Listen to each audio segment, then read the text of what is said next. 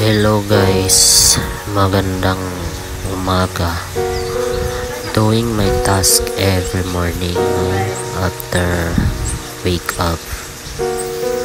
Ayan, hugasan yung rice cooker. Time na para magsaing, ganyan. Tapos guys, ito yung tinuro ng magulang ko noon habang bata pa ako. Tinuruan ako kung paano gagawin yung gawain bahay.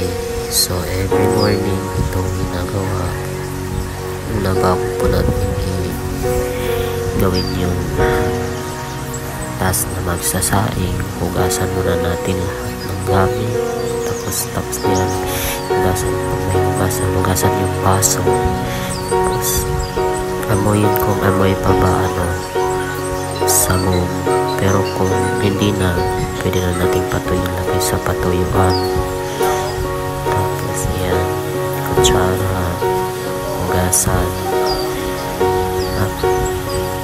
Tapos yung takip ng rice cooker, hugasan din.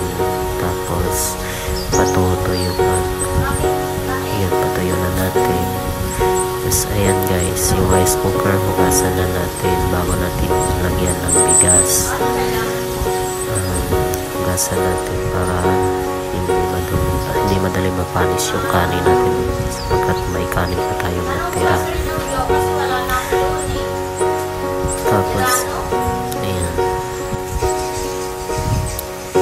ang sarap sa pakiramdam kung nasa sa probinsya na ganyan music na natunog ng mga ibon.